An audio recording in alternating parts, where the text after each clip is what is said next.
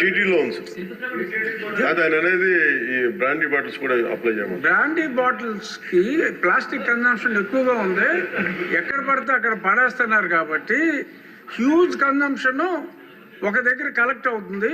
అది ఈ కొంచెం ఎక్సైజ్ డిపార్ట్మెంట్ వాళ్ళతోటి కోఆర్డినేట్ చేసుకుంటే major percentage of plastic waste ఒకటి చేయొచ్చండి. కేరళలో ఇంప్లిమెంట్ అయింది. ఇంకొకటి ఏంటంటే ఈ సింగిల్ యూజ్ ప్లాస్టిక్స్ ఈ నిషేధానికి మీలాంటి హీరోస్ తోటి అడ్వర్టైజ్మెంట్ చేయాలి అంటే కొన్ని కోట్లు అవుతుంది.